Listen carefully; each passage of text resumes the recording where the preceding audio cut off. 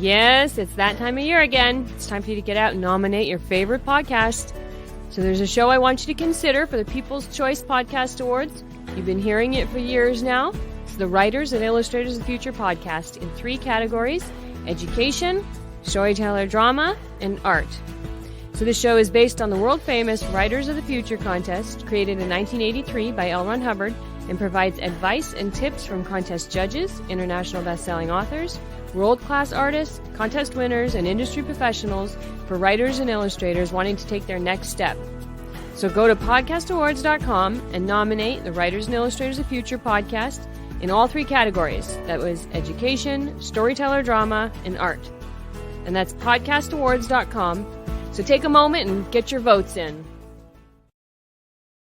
It's time for you to get out and nominate your favorite podcast.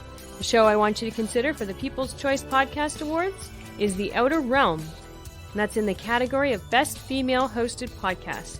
The Outer Realm is a popular show hosted by Michelle DeRoche and Amelia Pisano, which has millions of listeners each week. They are well known for their laid-back, roundtable style of interviewing. Together, this dynamic duo brings you the best of the best with guests from around the world who are well-versed within their respective fields of ufology, paranormal, cryptozoology, folklore, and anything else that would be deemed outside the realm of normal. Michelle is an international public figure who has spent the last 2 decades working in the international paranormal community, in research and media. Amelia is a remote viewing medium with 10 years of working with missing children, as well as cold and active murder cases. So go to podcastawards.com to nominate The Outer Realm in the category of Best Female Hosted Podcast. That's podcastawards.com. It's super easy. So just please take a moment and get out and go vote.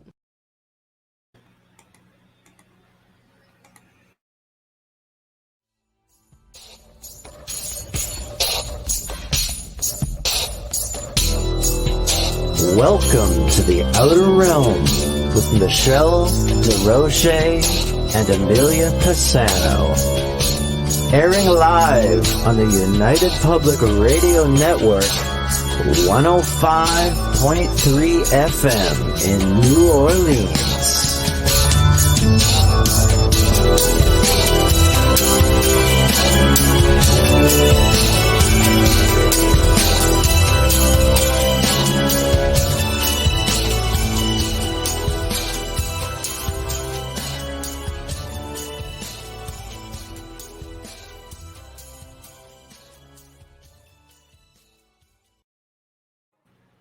Good evening, everyone. Welcome to the Wednesday night segment of The Outer Realm. We are broadcasting live here on the United Public Radio Network, 105.3 FM from the beautiful city of New Orleans. The Outer Realm is fully sponsored by the amazing people over at Folgers Coffee, who have been with us since day one, and Dr. Snick, aka Justin Snicker, the sonic surgeon, who is responsible for our phenomenal intro and outro. His music can be found anywhere that good music can be found because he is an award-winning composer and he's got some great stuff. So make a point of checking him out. You'll notice that we've been opening up with, of course, the podcast awards. So we're going to start getting a little hotter and heavier on that, guys. And you're going to hear the generic one. You're going to hear one for us. I know this was a bit of an error, so they had the wrong link for us, but we'll have that all rectified by tomorrow. So make a point of going out. If you're looking at the podcast awards, you're going to find us under female best podcast with a female host. Yeah, that's it. So anyway, go and check that out. Tonight, we are really thrilled to welcome back the return of both Preston Dennett and Dolly Safran, 2 really good friends. And they're going to be discussing Preston's new book, Symmetry, which is essentially the story of Dolly's lifetime experiences. And I have to say, she was a fully conscious and fully aware experiencer. So I just want to make sure here that we get those links off. Here we go. Yeah, she's in chat. It's coming at you, girl. It's coming at you. Yeah. Yes, there we go. Thank you, Wayne. We'll take that. Hello, Jeannie. Hello, Tamara. Got Wayne. Hi, Michael. Here we go. So everything has been fired off. And holy crud, let me tell you what. This is a crazy stuff right here.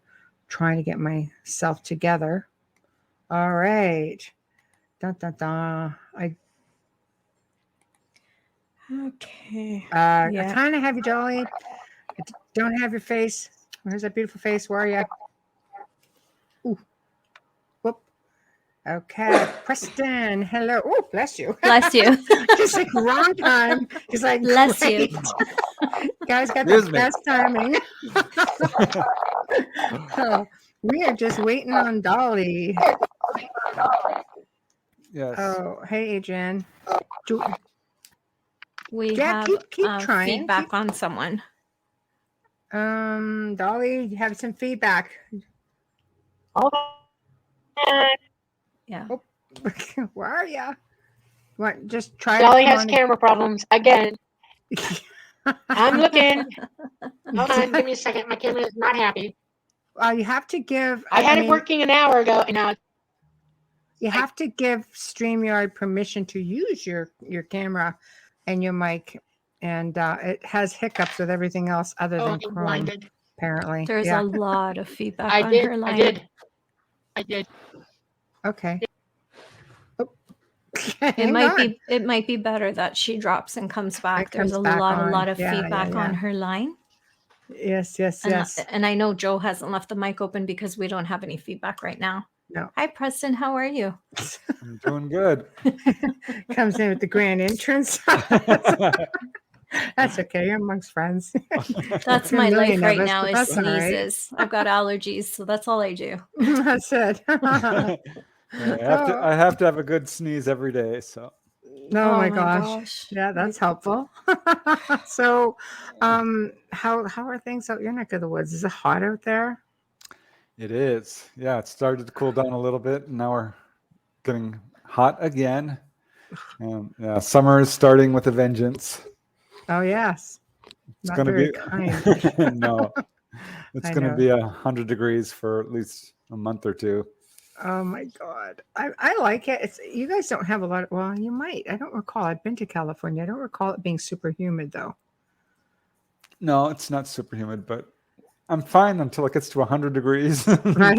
Yeah. That's a nasty dry heat. That's a nasty dry heat down there though. Yeah. I can handle dry heat though. I like it. Okay, here we go. It's different when you're living it every day. Yeah. Okay. No, Italy's like that. It's really hot. I mean, it got to 123. That's insane. Yeah. I've been to Vegas in the heat. It's not fun. No, and I only have a little window air conditioner. Right. So. Oh wow. Oh, not good. It's a good thing you're not a menopausal woman. You'd be dying right now with that air conditioner.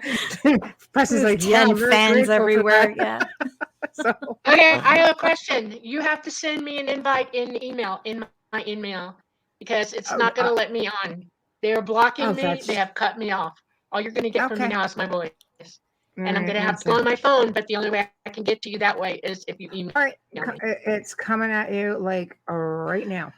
Mine can only go through email as well. It's touchy for everybody. It depends. Oh, StreamYard's been very picky as of late. Just leave that right there. People are just having a lot of problems with it. So hear that, StreamYard, get your crap together. I've been watching a couple of the I love LawTube on YouTube. So I watch the different lawyers talk about the different cases, and they've all complained about StreamYard this past week. Right. Yeah. Right. I just sent Dolly the link through email. I did as well. Yeah. So that worked for you. I'll guarantee it'll work for her if you're on. So this is good. So then we'll get the show on the road. I think what we should do while we're waiting is one of our favorite things to do. Oh, we're going to play a Folgers commercial. Yay. Yeah. Here's one, Dolly. The best part of waking up is Folgers in your cup. Good morning. There we go. Dolly sent us a couple of Folgers. So there's one. We'll play another one later on as we wait for her to come in. And hopefully she will get on without an issue. Get back up here. And oh my, Lynn, if you need assistance, you have to email at theouterrealmcontact@gmail.com. yeah, that The one. Outer Okay. Realm contact@gmail.com. Yeah, that one will work. All right. Yeah, just email us at the show email, Lynn, and I will get back to you. There we go. Hello. Yay. Hi, Dolly. Hey, Dolly. Having a fight with StreamYard, are you? No, I'm having a fight with the government. My phone is just has a scrambler on it, and they can't get to me that way.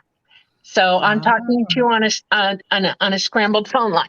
Interesting. That's crazy. That's crazy. Well, welcome. I'm glad you finally got here. Thank you. Me too. And we just paid your commercial, one of them. Oh, really? I love your commercial.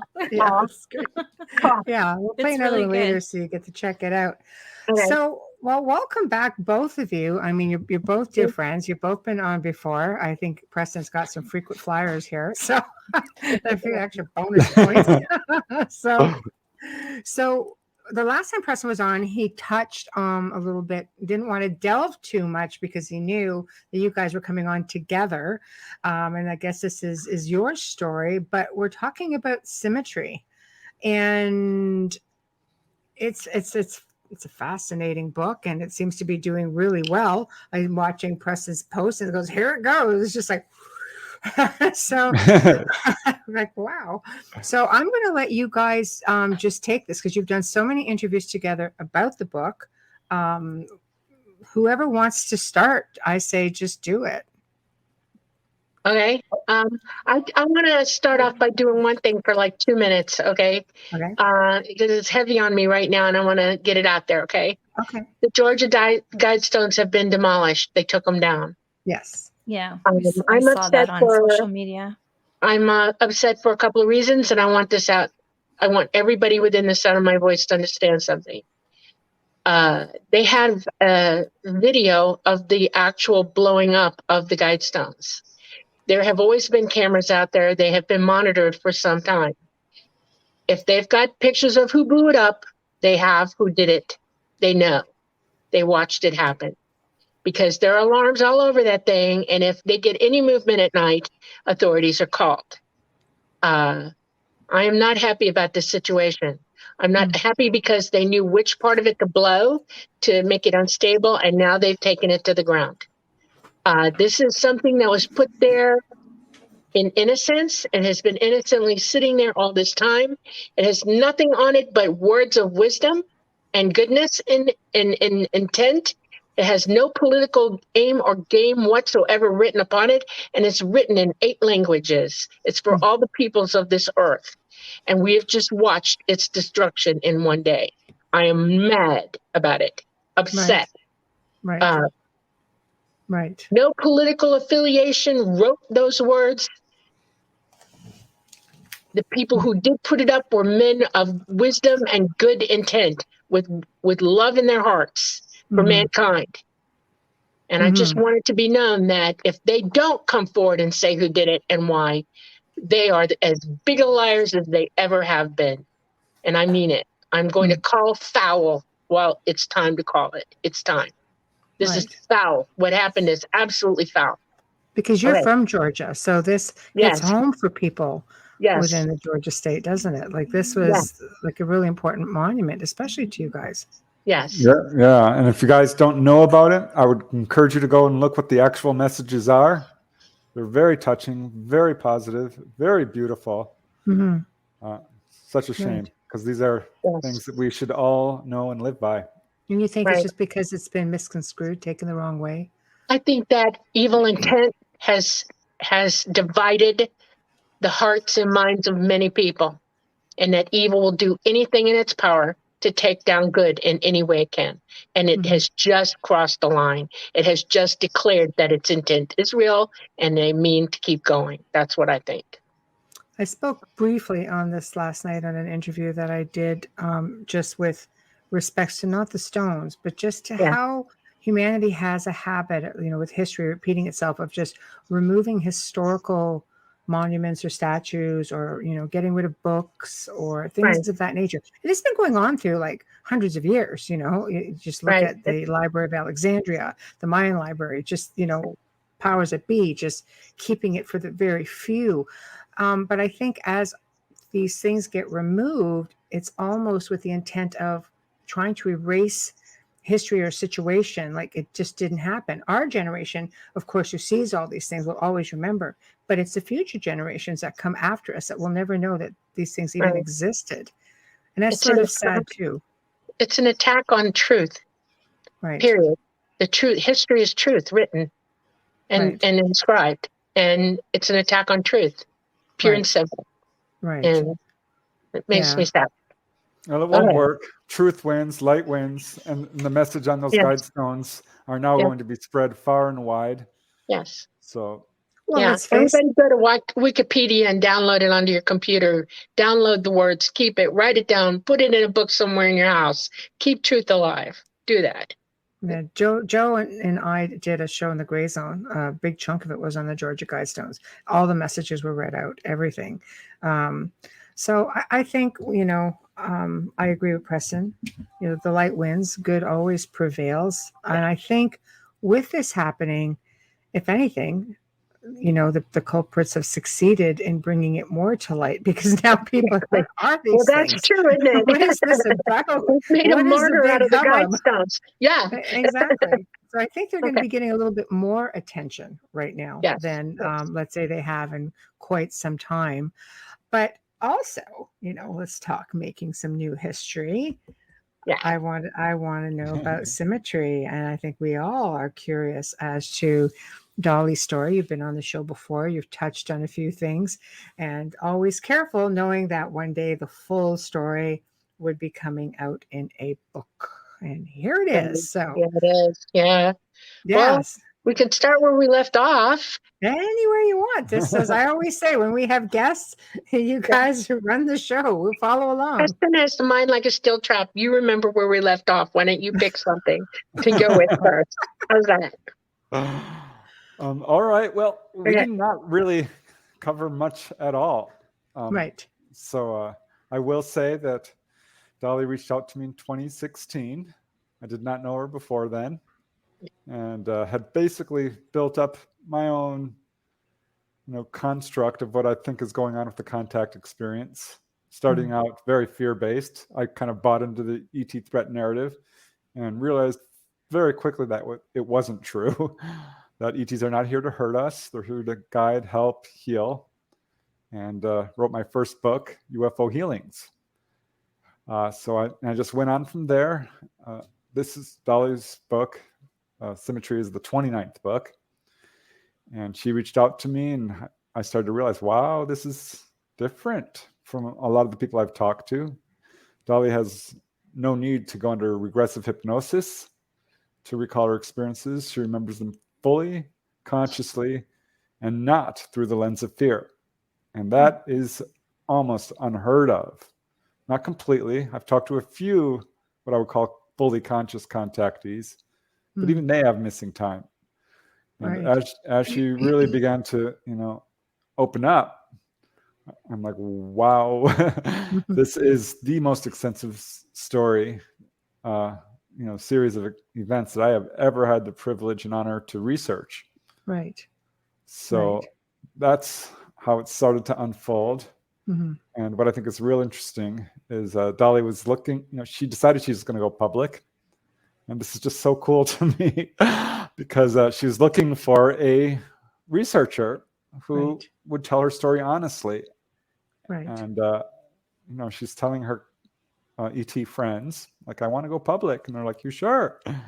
And she's like, yes, the contact experience is being badly misrepresented in this field, which I agree with. Yes. And they said, you'll find someone. And she couldn't. She couldn't find anyone. And, we've talked about this because she's like, who are your favorite researchers out there? And I'm like, let me think. And there's not a lot of them. There's a few I like. Mm-hmm. There's quite a few on my naughty list. I like that. Because they're It's like naughty liars. Santa list. I know when people are spreading disinformation or pushing an agenda Right. of their own. And so she went back and she says, I can't find anyone. There's no one. And they said, well, here's a guy. His name is Preston. And here's his, his last name is Dennett. And spelled it. It's so cool that they're the ones that gave out your name. Yeah. So actually that was really touching and kind of really cool to know that, I'm actually known off world. It is. And that was like the third time that happened. The prior times I wasn't quite sure I believed it. Right. But when Dolly said it, I'm like, well, here we go. That's 3 times the charm. And It's later, true. later a guy from England said the same thing. He's like, I had an experience. The Greys contacted me. They said all this stuff is going down on our planet. Is it true? And I'm like, yeah. They do give messages about upcoming issues. She's like, well, yeah, they told me to call you. I don't know you. I'm like, So yeah, the Greys know me. They want this story out. And this is how symmetry came to be written in a nutshell.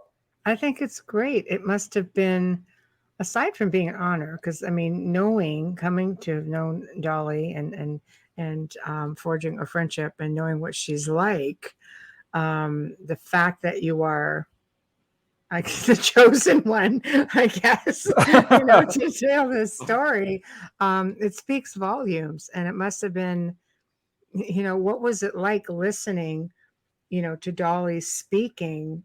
Like, how many jaw-dropping moments? How many times you pick and you drop the floor going, okay, wait a minute, and think I'm okay. Like, are you kidding? I laughed, I cried, I gasped. Or go dead silent. Sometimes there would be nothing on the other end of the phone, just dead quiet. Like, are you there? Like, hello? Hello? Yeah. Are you off the floor yet? Yeah. What did I do? Yeah. It wasn't always easy, but it was absolutely rewarding and so much fun because I had questions. I had questions about the AI Greys and emotions and missing time and people being, quote, taken against their will and all this stuff. I had a lot of questions about the craft. Are they alive? So many people have told me this. And Dolly was able to basically provide a continuous narrative, fill in all the blanks, connect the dots, answer a lot of questions. I will say pretty much, not everything, but a good portion of what she told me I've heard piecemeal. I did have a gentleman by the name of Jay Gardner describe how the ETs took him to Saturn, showed him the planet, took him on a little ride. And when Dolly said that, I'm like, wow, she had the same experience. It's real. Yeah. So bit by bit, the story unfolded. And I have to tell you, every time we do an interview, Dolly, I learn something new. I really do. And I'm like, oh my gosh, we could have put this in the book. How come we didn't tell? Where'd that come from? Why didn't you say it before? I have to ask one question though before we get started. You and I have spoken about this before, Dolly, but people, do say they have a lot of bad experiences. Do you think it's because they're not just rolling with it, that they're resisting? It's point of reference, literally. When you grow up in a world where you're taught to fear everything, including going to the doctor, or fear bad grades, or fear admonishment, or fear the government coming down on you, or going to jail, or whatever it is, we live in constant fear of everything. And stranger danger. And we're taught to be paranoid somewhat, and that feeds fear. Okay, right. So you get people who are coming on board, and they're trying to explain to them what's going on. We all have an internal dialogue in our minds, and we override what people are saying to us sometimes in fear. Okay. You can be being told something and your brain's going 900 miles an hour thinking 10 things. First one is, how do I get out of this? Second one is, how do I hurt this? Third one is, what does this want from me? And oh my God, am I going to die? Okay. And in your boudoir, when you're the most vulnerable, they are right there in your room where you're supposed to be feeling safe. Right. Exactly. I know it's a problem. I know, but they've already kind of communicated with you before they even show up. They're capable of tapping into your mind and sending you messages psychically. This is one of the reasons they want us so bad to wake up and be able to communicate psychically, because you'd hear them all the time. Then you'd be in a full-on dialogue with them all the time. You would be reassured of their intent, their true intent. Right. And when they show up, the first thing they say, everybody knows, it's don't be afraid. We won't hurt you. No harm will come to you. Have no fear. Right. No, they're not here to hurt people. Yeah. The problem is, like Dolly says, when you have this experience and it's scary, you automatically assume this is bad. And when you look through something through the lens of fear, it's very hard to have accurate perception. And I understand. I totally get it. It's scary. Yeah. But the majority of contactees I talk to at some point realize, like, oh my gosh, they're not trying to hurt me. No, I was actually healed. They they took me on a ride. They showed me the engine room. They took me up to the observation deck. They took me to the control room. They woke me up psychically. These are not bad things. They're giving me warnings about our planet. Look at what actually happens. I've had people tell me the same exact story. And one says, I loved it. And the other's like, I hated it. It was the same exact bad touch. Yeah. It happens. It's actually it's the love of hospitality. I will tell you this about them. They love to be they love guests. They love friends. They love all of that. And when you invite people into your home and they come, you want the best for them while they're there, right? They'll show you, you'll show them anything. You'll give them your rug if they want it. I mean, some people are that way. When you come on board, their intent is to, look, we love, look what we got. This is so cool. And they'll show you stuff. They'll let you touch it. They'll let you do all kinds of stuff in there simply because they want you to feel welcomed by them and that they care. And some people will sit there, and I'm not kidding you, I've seen it happen. Like that one guy who just wanted nothing to do with them the whole way, who pinched my arm off trying to get off that craft. He wanted nothing to do with it. And it's like, and then it just goes back to our autonomy, our decision. We have all of us decisions, and all they can do is plant seeds, and that's how they look at it. Yeah, this is the whole missing time problem. When someone has that abject fear or terror and are lashing out, that's when they're rendered unable to move, unable to hurt people or themselves, and will choose to have their memories suppressed. Like, I don't want to remember this. And the last thing ETs want to do is terrorize someone. So they will allow you to not remember until you are emotionally able to. Amelia, you had a question. Thank you. Well, actually, just a comment I was going to say. I think with a lot of people, it's not just a fear of the experience. In fact, it might not be a fear at all, but actually a fear of how they're perceived by their peers and their family. And that, I think it's a lot to do with that as well. I agree. 100% I agree. Yeah. Yep. Yeah. Thanks to our government, who's made UFO witnesses look like idiots. Well, the family members do that to people too, though.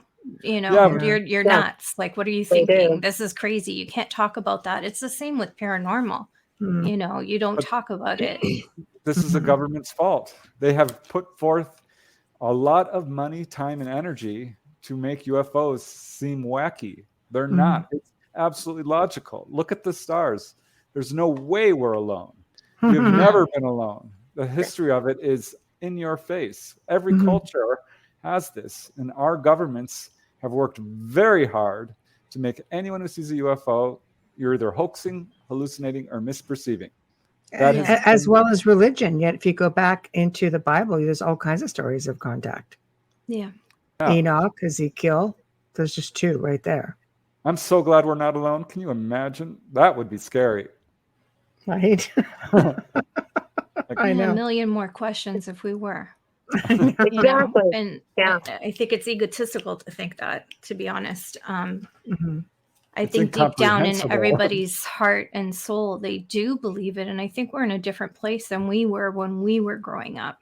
With the internet, it's helping. And yes, as you said, Preston, it's true. They make you think that everything is a hoax. Even if it's on YouTube, we all question, that's Photoshop. That's just way too clear. That's the first thing that even comes to my mind when I see something. I don't think believe it. I think, holy crap, that is just too clean to Yeah, be but real. what's happening Right? is they're stopping a process that should continue through that reckoning. In other words, when you doubt something, when you question it, your next step should be finding out if it's true or not. You should be able to Absolutely. take the Agreed. time to look it Agreed. up, and the information should be there for you to find the truth. Yeah. And Or this even is what's just, being destroyed, you know? sorry, Dolly, even if you just take a video and put it up on your big screen TV and really zoom in, you can see if something's been tampered with or not. It's really not that clean when it's photoshopped. There's always, if it's photoshopped, you're going to see a blur, you're going to see heavier pixelation in, around the edging of everything that's there. And Right. if you can't find that, you need to question that. Right. That's the first thing I did when I started talking with Dolly. Even though I knew right away, I mean, I can tell when someone's sincere, or because Dolly first contacted me, she was very tight-lipped, very wary, and I see this all the time. We're very, people want to be sure that they're going to be believed and listened to hard. seriously.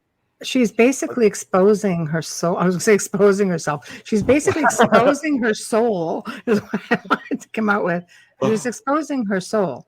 She's giving you her deepest, darkest secrets and is hoping that it's going to be received well, represented well. Because, I mean, why don't you recap a bit, Dolly, just for anyone who, naughty people who haven't listened to the first show about Dolly's story. We'll let you recap a little bit and then maybe go into maybe some of the resistance that you have encountered along the way since coming out. Okay. I am a generational contactee. My father, my mother, all of my family on both sides that I'm just realizing about my mom's family are contactees, have been forever. I have been, my mother, my father were both watched and encouraged, somehow brought together to make me and my brother. And they loved each other to the day they passed, and they were very happy together. They were very psychic together. They enjoyed their life, but they were part of a bigger picture, and so am I. And I know it. I've known it since I was very, very, very small. I knew I was different. I had abilities that exceeded that of my parents, and my mother unfortunately had been tampered with by the government. They gave her radiation that should not have been administered to her, and it messed her up a little bit, and it made her paranoid, and it made her afraid. And she tried to talk me out of all of it. She wanted to just us to all have normal lives when I wasn't normal at all. Nope. I was exceeding everything. And it took me a while to step into what I was because of that. And I realized that I either had to prove it to myself or remain crazy with it. And took me about 6 months, and I kept looking for opportunities to prove it. And finally it showed itself when I was 14. They made a big deal out of coming down. I'm sure I'm not the only one that came down for that night. I'm sure that everybody who's like me, a contactee like me, was involved throughout the entire globe.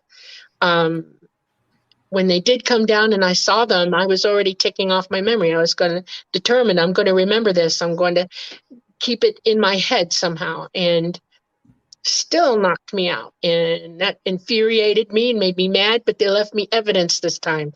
I was wearing somebody else's clothes when I woke up. Okay. You can't do that in a dream. I'm sorry. You just can't. And it was eating at me. And when I went into the kitchen to talk to my mom about it, she immediately started saying, no, I don't want to hear about it, And I was sitting there literally trying to think, how do I talk to this woman and make her hear me? And then the radio came on, and it verified it again. And this time I lost it. I was like, whoop, whoop, She attacked me. No, my poor father heard it. He knew how she was going to keep going if I didn't stop. He wanted me to go get my beans together, and I did. I went in the bathroom, shut down, turned the lights out, and purposefully went back over that night, instant by instant, until I started to remember. And I did. I mean, I was unbelievably crying, grateful. You can't even imagine what it's like to find out that something is true, really true, when I made that realization, I spent a day going through it. I had headaches. I was sick on board that night. I didn't realize that I came back elated and sick at the same time from what I'd gone through that night. I think they wiped my memory a little bit just to give me a chance to acclimate. Is the feeling I get from it, you know? It was tumultuous for me that night, and they just knocked me out a little bit to let me come back to it. My father helped me. I bless him for that every day of my life. He brought me to somebody who also had absolute contact, and knew what he was talking about, and helped talk me through calming down and staying centered and, you know, in the moment. And all those memories just shocked me good, because I had memories, but not all of them. And now I do. And I've had them ever since. I've never lost a moment, never, except, well, twice. Once when I got my hand implant, and then again, my nasal implant that I ripped out. That was unpleasant. Yeah. Dolly's talking about, you know, age 14 is when this happened, and they pulled her on board, and ever since then she remembered. But one of the first things she did when she got on board was puke. And when she told me that, I'm like, well, you're not the first person to puke on board a UFO. No. I've heard that before. Yeah. It was bad. I mean, I was wearing a 2-piece jammies, and I lifted my shirt to like use it for a bag catch-all, and I was just sitting there, and it was gross. Okay, just plain gross. And I'm looking around, and they're like, "It's okay, it's okay." You know, they got me, you know, stuff to soak it up and hauled me off to get cleaned up, and yeah. It was and now you're good. just like an old pro at it. Yeah, exactly. I still get thrilled. I do. Every time I'm going to fly, I get thrilled. I sat Preston down one night and walked him through what it's actually like for me to get in the seat. And I took him through step by step what I do. And it just, you know, you still get, I get all excited, unbelievably excited that I'm going to go fly. And so cool. I mean, yeah, we literally did hundreds of hours of interviews over and over again. I would say, tell me this again. I want more detail, more detail. Right. Do you ever think that she'd trip up at some point? No, I knew. A little bit of you going, "Oh, she'll trip up somewhere." No, no, she's got a very good memory. She described how she, you know, her first memories are like 10 months earlier in some cases. And when she said that, I'm like, wow, you know, why? This is something I hear from a lot of contactees. Their memories go way, way back. They can remember, and these are events that are so amazing. Whenever anything, you know, amazing happens to you, you remember it. Anything great, you know, or fun or weird, it sticks in your memory. But yeah, over and over again, Dolly would say stuff. I remember I was doing research onto people who had physically levitated, physically, you know, flown off the ground, because there's a lot of contactees who have. And Dolly hadn't mentioned this. And so I'm like, Dolly, let me ask you something. This may sound crazy, but have you ever, you know, levitated physically? She's like, well, yeah, that actually happened. Right. Another time I was doing research on people who've been shrunk down in size. Oh, come on. Really? Shrunk down in size. This happened to Betty Andreasen. You don't know about that story, Michelle? No. Oh, I love this one because I had done, you know, a chapter in one of my books. And Betty Andreasen talked about seeing a man shrunk down. And I talked to other people. They come back from their encounter an inch taller or an inch shorter. They go on board. They were short. And I started collecting all these cases. I'm like, Dolly, I got a question for you. I was just talking to her about it and about what happened to Betty Andreasen. And Dolly's like grinning. And I'm like, what? And told this amazing story where she was taken on board. And they took this man and shrunk him down to 2 feet tall. How like is the it movie? Possible? Yeah, really. Okay, well, all right, let me tell you what happened first, and then I'll explain it. I don't know all the ins and outs of it, but I know. We picked up a group, you know, it took about an hour to get everybody out that we were bringing from this area. And 2 of the people came on board, and they weren't actually acting like most contactees. They were real calm. They knew what they were doing. And one of them went back with them while the other one went off to somewhere else. You know, they split off. And I had nothing to do. So I'm curious as a cat, and I can hear comments going on in their minds. And I'm like, okay, I'm following this one, and I followed them. And they went into a room, and I saw a table and some equipment, and something dropped down out of the ceiling that attached to the equipment. And I'm looking, and this guy's taking his clothes off. I'm like, okay, I'm young, and you watch stuff sometimes, people are Sure. pretty. So I'm like leaning on the back wall, just going, and he lays down on the table, and the next thing I know, they're shutting a glass dome over him, and I hear a humming, a thrumming sound, okay, and I see the lights change in there, and a mist filled that compartment. It almost became so opaque I couldn't really see what was in there, but I know I could see a shadow, okay? And the mist started sparkling, and like electricity was flying through it. And the next thing I know, he seemed to levitate up off the table slightly, just, about this much. And I saw him. It didn't dawn on me he was getting smaller at first, okay? But when he was about a quarter of the way dropping down, I went, oh my God. And I'm like looking, and I almost walked, tried to go up to the glass and look in, and they're like, no, stay back, stay back. And I'm like, okay. And I watched him shrink. And I mean, he lost more than half his size. He went down to just over 2 feet tall. The mist cleared, everything calmed down, it got quiet. They're walking around him, they're checking him through the glass, they're not touching him yet, they're just looking at him. And it took about 45 minutes before anybody opened that up.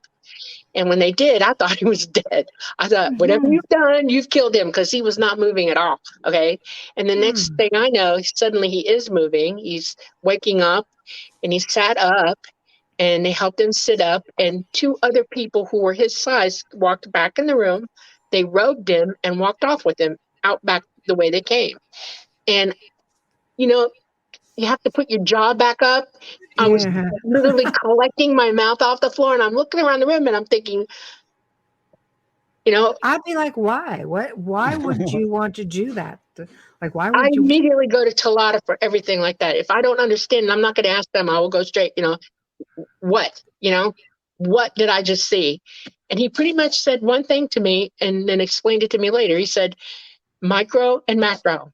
Our universe is micro and macro. There are universes within universes within universes. And size is only relevant to where you're at. And I was like, what does that mean? Explain it to me. And it's like dimensional beings who come here to be with us sometimes are elevated to our size. Oh, that's so that they can operate amongst us because they look the most like us. Okay. And because they're light beings. Once you go up in a dimension, you start losing the density of your body. You have less gravity on you. You become more of a light being, and they're able to be made smaller or bigger. And they do it telepathically, which is wildly amazing to me. And it goes beyond my reason now. Someday I may understand it. I don't have the absolute knowledge of this yet, but it is that they are light beings, and they can be made bigger or smaller according to that, because they're dimensional, and they're brought here to work with us, and then they go back. That's what that is. Yep. Well, thank you, Michelle. When you think about it, a lot of people have had experiences where they've been pulled through a roof. So why wouldn't they be able to shrink you? I don't like to think about that part either.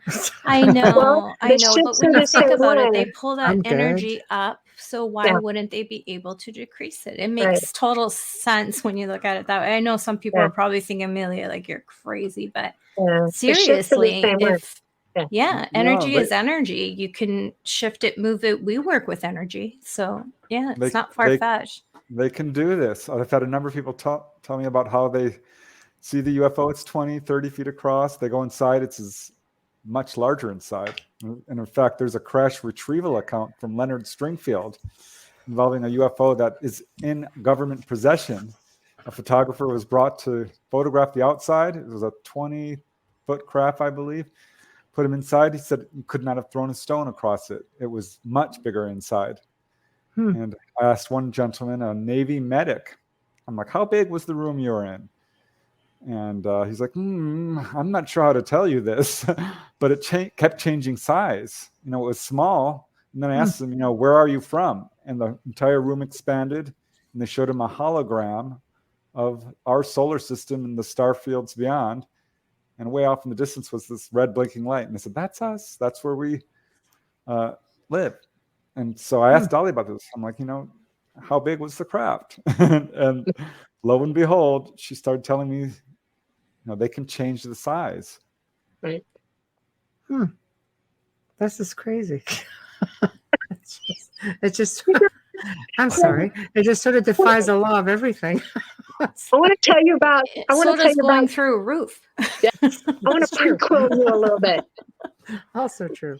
When I made the decision in my own mind that I wanted to talk about all this to everybody, that I needed to come out with it, because I wasn't hearing it out at all. Okay. When they started letting me having access to the outside world and hearing what's really going on, it dawned on me, oh my God, no one knows this. Okay. And I sat down with Mama and Talata first, and then they brought in some I guess you would call elders, at a station, and everybody sat down with me, and they all looked at me, and there was dead silence in the room. Okay. And they're just staring at me, and I can hear them saying, is she ready? Can she do this? They were all debating among themselves whether I was going to be able to do what I was craving to do. And once a consensus was reached, they all turned to me and said, look, if you do this, you have to be understanding of what it is you face, what this world is like that you're living in, what is going to come at you. And you almost have to learn how to deal with it before you go do it, which is what they did. They ran me through a lot of stuff. A lot of stuff is my karma, and it was my decision, my karma to do this. So some things weren't given to me, but some were. And there are rules set on me for this. I have pathways I'm not allowed to take in my descriptions of things because y'all aren't ready. Okay. I've seen things that y'all just aren't ready to hear. Okay. If you elevate yourself and want to talk to them and want to be taught by them, oh yeah, you'll hear it. You'll see it. Right. But, right. So that's what I've been going through. And I think that they already knew I was going to find Preston. I'm going to be dead honest about this. I think they knew about him before I think they wanted me to find out how tough it was first and then throw him at me. Okay. They knew Dave was in the wings the whole time. They were waiting to sling him on me. I'm not kidding you. Because it came back too easy. I mean, it was like, I don't know anybody. And straight out of Talata's mind, oh, well, there's Preston Dennett. I was like, who? And they came up with them. And now after all this time, 5 years in, 6 years in, almost, oh my God, we're coming up on an anniversary. It's 6 years. Holy cow. August. Dun, That's dun, my dun. Dun, dun, dun. That is so sweet. Oh, wow. Shoot. You made me mess myself up here. Wait a minute. You're the only one talking. Don't make me cry. Don't do that. I'm an empath. Like, I just pour. Stop. Oh my God. Yeah, after all this time, I come to lately realize that, oh my God, they knew exactly what they were doing when they sent him to me. Exactly. They knew that he was going to be like the flip side of my coin. He was going to help me where I needed the most. They picked the right person because he does, I mean, I think Preston needs a tissue. Okay. No, It's true though. I do. I believe that somehow, it's a matter of who is responsible for it all. But I think, when things are supposed to play out a certain way, Exactly. everything is just put into place. And most of the time, you don't even see it coming. And next thing you know, it's in place. And you're like, oh. Maybe I wasn't. Yeah. That kind of thing. I know Dolly was a little worried about how her story would be received, but I knew that there are people out there who are ready to hear her story. I knew people would receive it really well, and they did. The book went right to #1, more than once on Amazon. Best-selling UFO book on Amazon. I mean, what more can you ask for? It's healing for all those who have Yeah. similar experiences to, Yeah. not just their soul, but their mind. Mhm. And Yep. to And put we all them at deserve it. ease, That's and the it'll point. be easier to move forward if you know that someone else has Yeah. this Exactly. That was experience. my whole reason. It's too hard for everybody to walk around in life as it is right now. And they just need to know that there's love and there's hope and there's reality and there's more to what they know now, way more. And everybody deserves to hear that. Everybody. Right. I'm really happy to hear that it's well received because, I mean, you have some people out there who have difficulty just believing UFOs actually are a thing, let alone people who are being, taken, let alone people who are hybrids or people who are, given tasks to do and integrating into a whole other society in one form or another. Right. I know. And we're here for such a short time. I mean, the lifespan of a human being in this plane of existence is really not very long at all. And we keep coming back, because we're living out multiple existences. So we learn, but in this one, we are very cut off because we're not connected. And it's just not right that we're not connected. We deserve to be. So. Right. I agree. Life feels like forever when we're here, though. It feels like, oh my gosh, I'm stuck here on Earth. What have I done? I believe everything moves slower here too in this realm. Dolly, what is their most, the message that they try to push? I don't want to say push out, but to lead out, the most. What is the message they want? It's the one that they broadcast every day, and that is, you are not alone. That's the first one. We're here. We want you to seek us out. We want you to know the truth. And we want you to know that you are loved. You are one of us. We are you. You are us. We are one. That's what they want us to know. And not being alone. I mean, like you were talking about earlier, it is very egotistical to think that you're the only people in the middle of everything, that you're the only ones. You're not. You're not alone. That's ego. Yeah. Right. It's very human, though. Well, like I said, it's ego. Yes, it's very human. Yeah, well, we're all cut off from one another here too. I mean, you wouldn't be cut off if you were totally open psychic. You would know you're not alone. I know I'm not alone. Absolutely. I hear everybody all the time.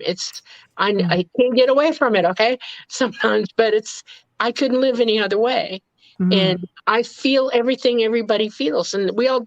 I mean, it's a wonderful thing to honestly know that you're loved. It's a wonderful thing to honestly know that you're being treated with respect. It's a wonderful thing to know that you matter, It's a wonderful thing. All these things, we're divided, we're separated, we're pushed apart, we're taught to hate each other. This is not healthy. They do not want that for us, not at all. This is their central agenda, the main thing. I hear it from pretty much all contactees. They will get the message, we are you, you are us, we are one. I've heard that. Literally right through a piece of equipment that I had. Yeah. Who am I speaking to? Yeah. We are you, you are us, we are one. I'm like, damn. I'm telling you. Wasn't what we were expecting. This is a big part of it. And they are trying so hard for people to just recognize that we are autonomous, powerful, unlimited, eternal beings. Right. And this is why I put a lot of, what we would call, quote, paranormal experiences in the book. Because Dolly, has seen spirits, has levitated, has had precognition, telekinesis, out-of-body experiences. This is normal. This is a normal human thing. Right. This is the way we're supposed to be. Yeah, I think we need to ditch that paranormal word, No, but a lot of people who have had contact have gone on to be somehow involved in the paranormal. Right. And researching more, because I think it's easier to try to research, and you guys can correct me if I'm wrong, but it's easier to try to research the paranormal than it is to try to delve into UFOs and contact for whatever reason. People aren't afraid of the paranormal. per se, Right. but That's they are true. very fearful of the little green man, so to speak, as we've been, as has been embedded into, the populace for decades upon decades. So when you're saying, yes, involving the paranormal, like, I don't really like the term abductee as much. I've come to see it very differently, but I know now, it's happened from a young age, and here I am, 2 decades, nose deep into paranormal research and so much more. So do you give it up, or do they really do go hand in hand? They do go hand in hand. You can't have one without the other. Energy is energy. It's all energy. It's all light. It's all Right. consciousness. And each one has its own identity or individual way it presents itself, but it's still the same thing. We're all part of one thing. We are one. Okay. But Right. when you pass from your body goes to energy. The physicality part of it leaves, but there's an energy that knits you together. And the Vedics call it prana. Okay. And it is prana. It is an energy. It's the name of a type of energy. Right. And that energy is connected to you. It's what guides you back here. It's waiting for you when you come back. When you've reached the part of your karma where you're done with it, it goes with you. You leave with your prana, with that energy. But that's initially what came forward from source for you to find and search out to go to. Mm-hmm. When you decide to come back each time, your prana is waiting for you. It's in the place it needs to be so that your consciousness can re-indwell. That's how that works. Mm-hmm. Some people have actually said, people, mediums, people who see energy, you see auras. When somebody passes away, about the 3rd day, you will see the prana leave the actual physical construct of the body and rise up and then sort of dissipate. And that's because it's just going to wait for you to come back. You'll see that energy leaving the body itself. That's why Hindus like to speed that up a little bit and cremate the body so that it releases the prana right away. It's important for them to do so. Yeah, Yes. I see it released right away. If I'm present for the passing, I will see it released right away. Yeah. I'm going to ask you a question that is going to have all conspiracy theorists on their head. Here we go. Oh no. Brace yourself. Because oh my gosh, now I lost my thought. Are you freaking kidding me? Because I was like, yeah. Okay.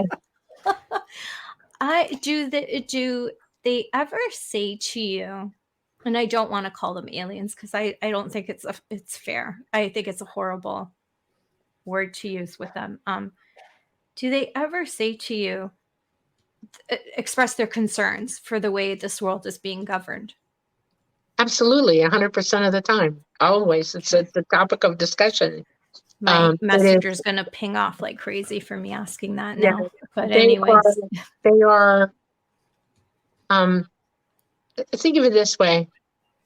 Somebody who loves you and raises you up or cares about you and has been involved in your life, throughout your life, and watches over you and guides you when they can and does for you when they can, but knowing they cannot stop you from your path. In other words, as parents, we raise our children up so that they know what they need to know, and then we let them go. And because they don't belong to us, they come through us. They are not ours, and they must live and fulfill their own lives, their own path. And every mother knows, we all know, all 3 of us in this room know that there comes a day where we're going to sit on the front porch and weep for a day when those children walk out the door. Mm-hmm. When something happens, when they stumble, when they fall, a good parent knows that you cannot do everything for them anymore. You can't pick them up. You can't dust them off. You can't do any of that. They must, because you're not going to tell me that. What are you talking about? Yeah, you have to let them do for themselves because it's the only way to learn. I won't let mine move out. Oh no. Well, okay. She's like looking for a house. I'm like, what for? Well, that's different. No, that's different. She's still taking care of herself, though, somehow, right? She's still responsible for herself.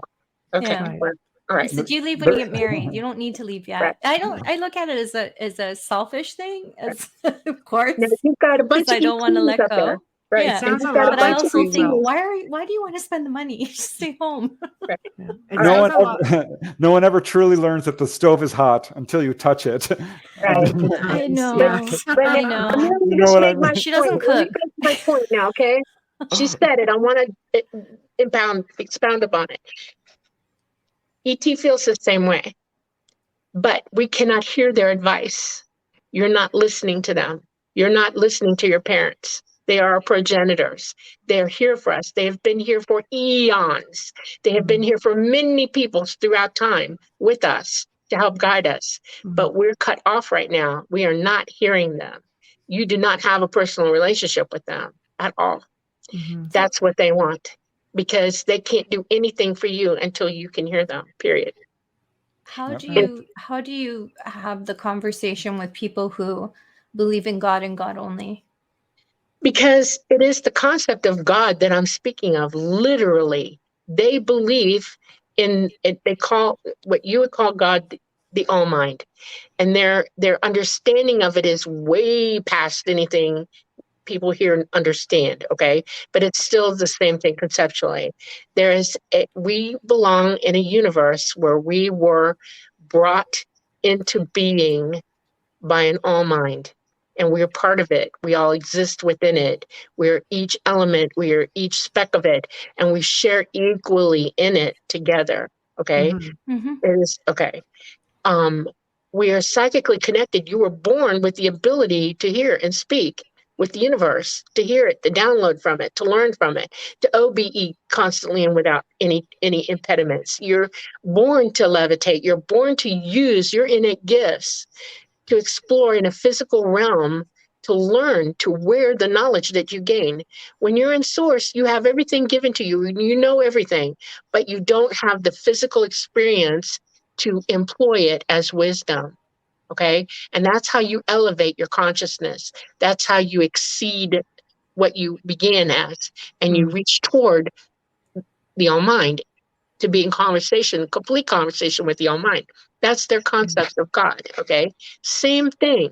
There's no difference whatsoever. People pray every day. They pray to God, but you're praying to a dead phone. They can't hear you. He can't hear you. She can't hear you. The universe can't hear you. And you've been lied to. You've been told that it doesn't exist, that you don't have this ability. And I'm telling you, you do. And so are they. Okay. And they want you to.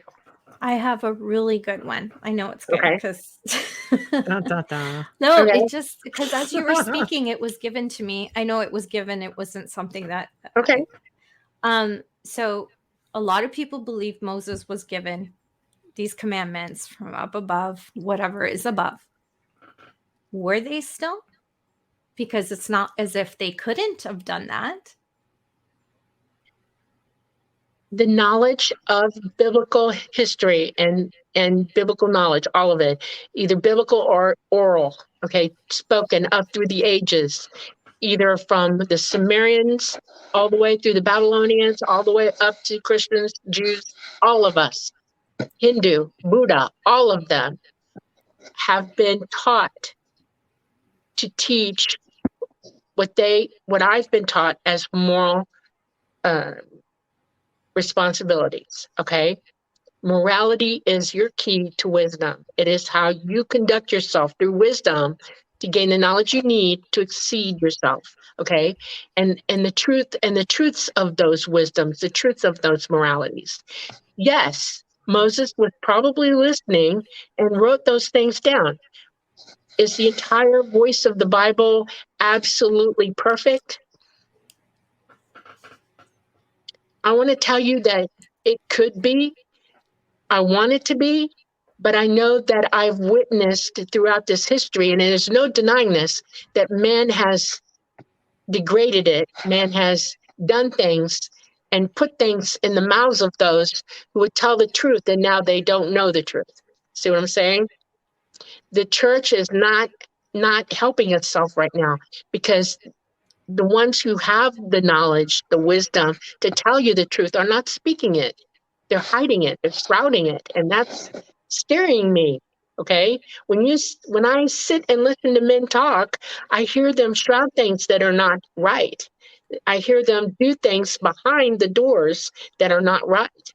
They're not, a lot of stuff has been taken from the light and is put into pitch black, and it's not right. And ET knows this as well.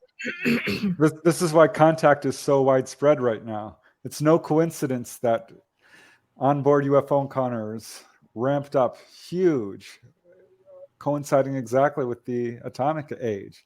1947, prior to 1947, there's lots of evidence that we've been visited by ETs for millennia.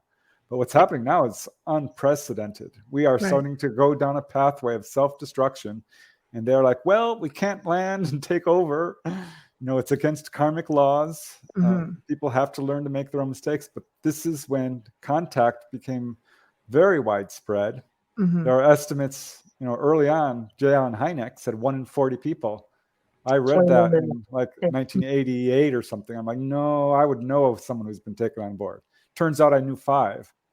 And then the Roper poll came out a year or 2 later. It said, well, it's 1 in 50, we think. The Roper organization did a poll. So it's widespread, and the ETs are basically doing a grassroots movement, contacting everybody and doing their best to wake us up. And the messages people get, if you are not screaming your mind off when you're taken on board, if you can actually listen, beyond them telling you, don't be afraid. Why are you screaming? It's okay. They will tell you, the messages are very consistent. It's often nuclear proliferation and the dangers of, our use of nuclear weapons. It's about our warlike ways. It's about greed and corruption. It's about pollution. It's about preparing for the pathway we're going down. So they're very, very concerned. They're trying to help us. Right. I went over and over with this in the book. We talked a lot about the people who've been taken on board and healed. Some very touching stories. See, and that's what I want to bring across, because, we're getting some comments coming in chat about, people being taken from the beds and experimented on. Is there a difference now between, maybe, are we talking MyLab? Are we talking? Yeah, there's a lot of MyLab going on, and that's can we explain more that than to people concerning. who don't understand the difference between the two? Because I don't want people to fear contact because of the stereotypical thing, when it's really something else. People who are doing it. Yeah, which shouldn't come as a surprise. Yeah, so if you guys don't mind, and then we'll keep going with other questions. MyLabs happen in certain areas more frequently than others. In other words, they're outside. They're not in real high traffic areas. And what is a MyLab exactly? Well, it started with for those who don't know. Yeah, it started with the Majestic 12. They decided that they were going to do anything they possibly could not to allow the public to know what was going on. And then it morphed, and it went into the MK Ultra series. And the MK Ultra series was, they allowed the government, because they knew they were back engineering crafts that they caught to do things. And they were trying to emulate what was in that technology, what they were learning from it. And one of them was psychic ability. The other one was transference of an entity who can indwell a craft, because they know the crafts are indwelled. They upped their computer technology because of back engineering. It's all of it. And they began experimenting on humans. It started out with prisoners, and then it moved to plagues and stuff like that, and all kinds of stuff. The corporations were given entity status. You realize that an incorporated company is an entity. It's a living person. They took that entity and gave it privilege. They gave it the ability to say it had the right to do whatever it needed to do to exist. People don't get that. It's true. But they can look that up, because she's not lying. Yep. Yeah. Corporate personhood, it's called. Yep. Yeah. Yes. In that corporate personhood is the ability to experiment on people, i.e. the drug companies were given a leash to give you drugs that weren't possibly 100% okay, but it was enough to do what they thought it would do. They cross drugs over. It's like they got a drug, they can't use it for this, but they'll experiment on people to see what it will do. That's backhanded BS as far as I'm concerned. They gave insurance companies the ability to tell doctors and nurses how to help people, how to treat them, what was going to be used and what wasn't going to be used in healthcare. That is why I quit nursing. I woke up one day and went, oh, no, nah, I'm not following your preception rules. I'm a nurse. I know what medicine is. I know what it takes to heal somebody, and I'm not going to do it your way because your way is BS. It was experimentation live and in person in a hospital. I stopped. I wouldn't do it anymore. I could go on for days about that. We are the subject and subjects of a giant world organization that has us in its grips. If you don't think you're a slave, you are wrong. They use money against you. They dangle money from you. That's the whip. Okay, they dangle carrots in front of you to make you want. They have you so buttoned up, and they're thinking that how they want you to think. One of these days, they're going to crook their finger, and everybody's going to run to a location because they think they'll be safe. I got news for you. That's not good. Okay, they're getting ready to start that now. They're overtly taking control because they're about to do some really bad damage. Right. This is no joke. My lab stands for military abduction, and the cover-up is no joke. There was that recent congressional hearing, and everyone's like, "Yay, yay!" I'm like, "Did you actually listen to it? It was lies." Right. People ask me, "Why don't you trust the government?" Well, other than the fact that they've lied about this whole UFO situation from day one and still are. Yeah. Look at what they have done to us. Look at how they have given people venereal disease, radiated soldiers, sterilized minorities. They've done it to civilians as well. You look at our history, human history, it has always involved war, famine, disease. We have existed in this constant cycle where we have not been able to walk out of it. And it's always involved in a government that is out of its mind. Look at Hitler. Hitler was out of his mind. Look at Napoleon. I mean, need I go on? Understand when it gets really, really bad, Mussolini.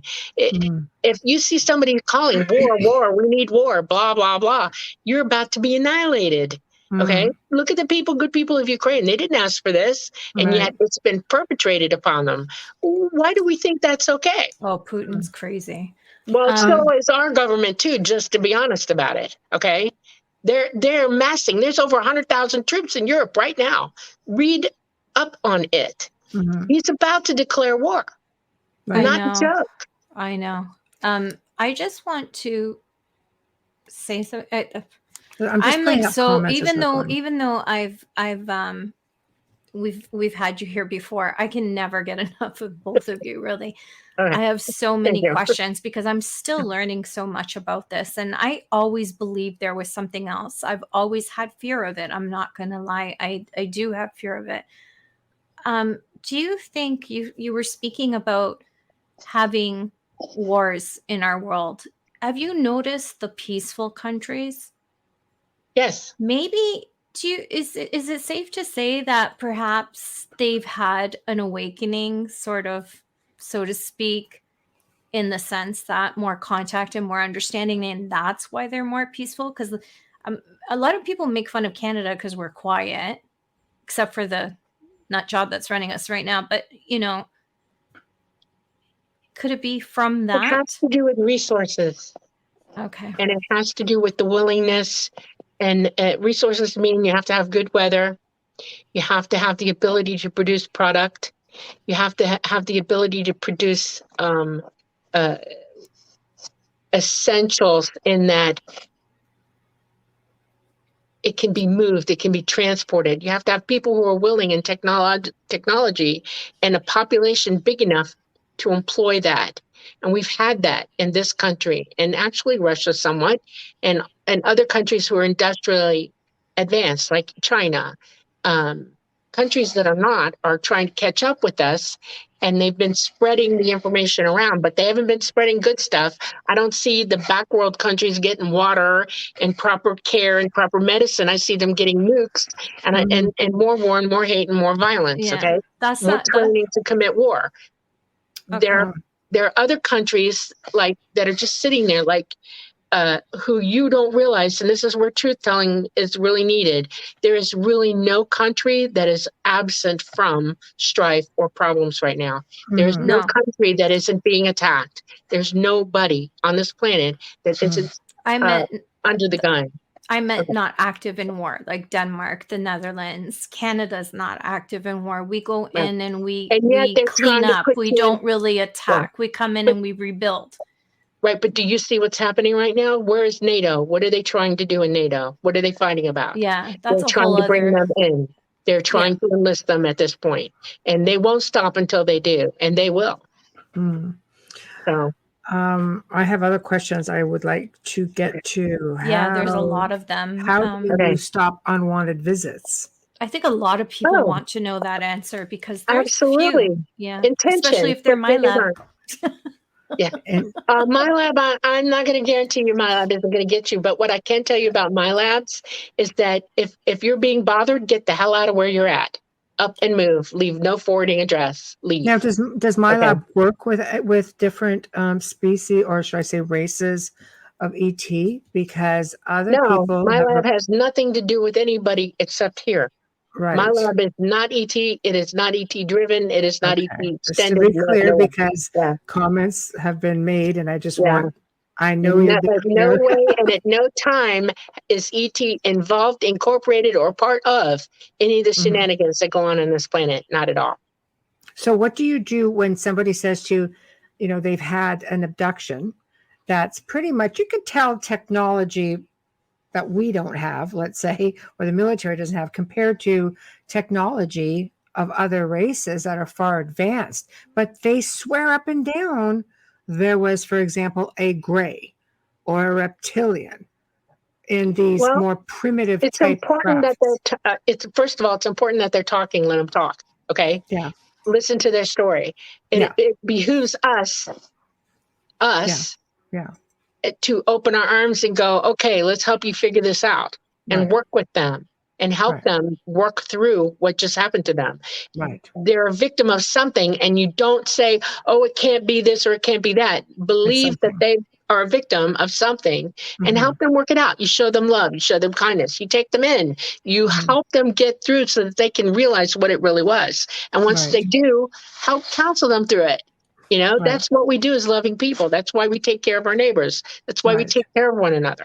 Right. So no, do not ignore them. Do not accuse them of being crazy or anything like that. They are to be worked with and believed, because their story is real to them. Right. Okay. And they need help. They're asking for it. When they open their mouth, they're asking for help. There are plenty of people who are ex-MyLabbers who are out on the internet. You should find them. Penny Marshall is one of them. Go listen to what she says. She's a good counselor for this. So is Lynn Wallington. Okay. Lynn Wallington's a fantastic counselor. She is a counselor in real life. She's a MyLab victim as well. And they decided to fight this, and they fought back against it, and they speak out against it. So why do they go after certain people, MyLab? I don't really think they care, to be honest with you. Okay. I mean, I almost was in their traps. I mean, I was almost MK5'd, okay? Right. Yeah. I was almost with Penny. I know Penny. I met her, okay? Yeah, we've had Penny on. If you're listening and you're curious. When someone is having contact and they're being traumatized and they don't like it, right? First thing I tell them is, okay, let's just take a breath. Let's step back. Let's look at exactly what has happened to you. Write this down. Let's examine this very carefully. Have they actually hurt you, or is this just a lot of fear you're having? And if you are at the point where you're like, I don't care either way, I just want this to stop. I have talked to people who have stopped their encounters. And 4 years, at some point, they sometimes will come back and say, are you ready now? But if you're like, no, I want to live a normal life, you put that out, you put that forth with your will and say, no, I not they will agree want to it. contact. And Right. that has worked for people. But I tell you, I've talked to a lot of people who've had this experience, and the vast majority will say, yes, it was difficult, but I now understand they're not evil. I had a hard time, but overall, I have gained more than I've lost from this. Mm-hmm. And they do want their experiences to continue. But it's very difficult in the I agree. beginning because and the best thing you can do is try to step away from fear and recognize, they're not trying to hurt you. Right. Okay. And if you're being, my-labbed, that is another story. Mm-hmm. And our government is dangerous and does not have our best interests in mind.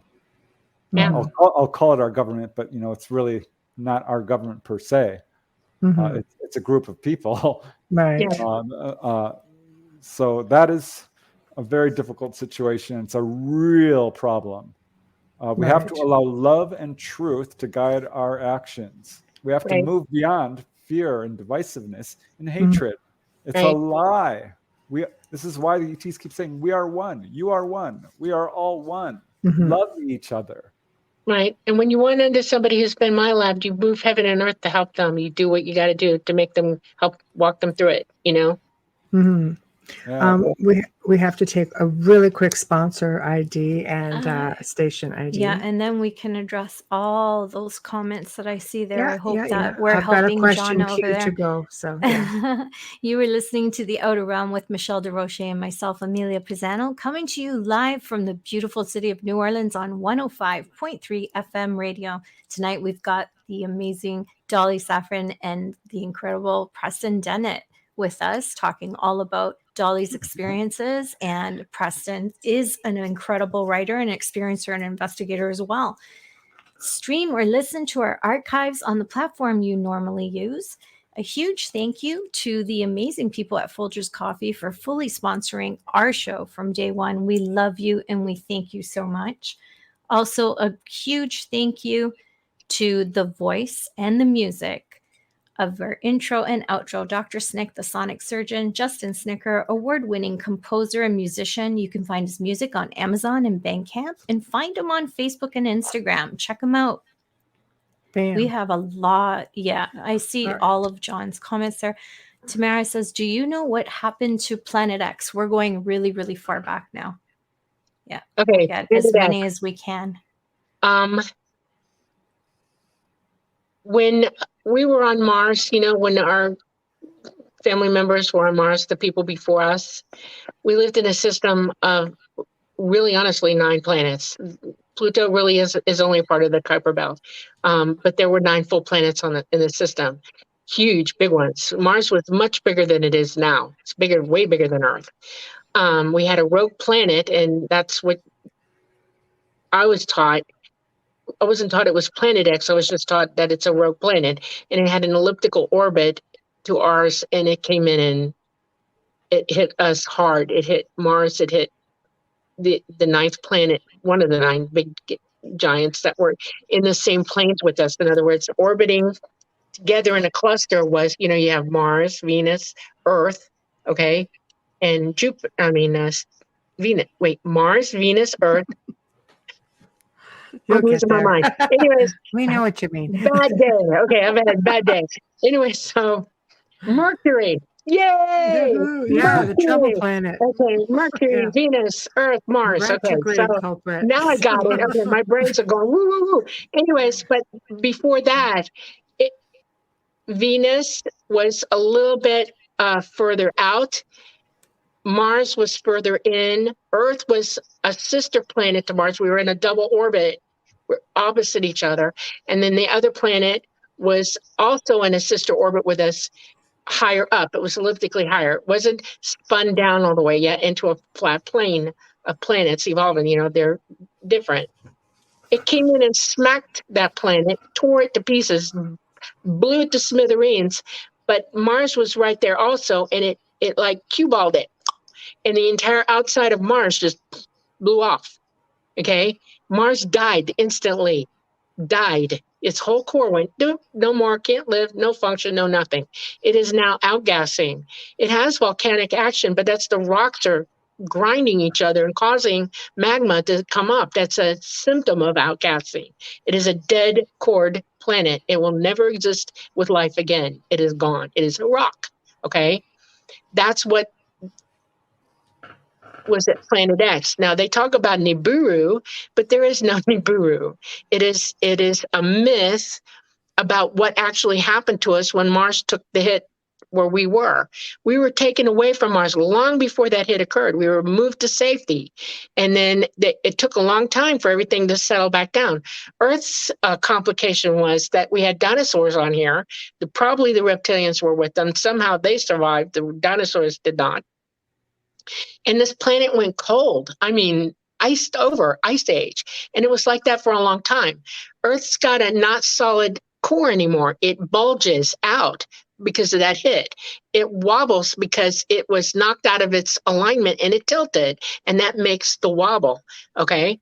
The moon was not a happy camper either. The moon is part of that problem. The moon did not come from Earth. That is not true. The moon is its own satellite, and it got clipped into orbit around us, and it was spinning when it did it. We spin it also.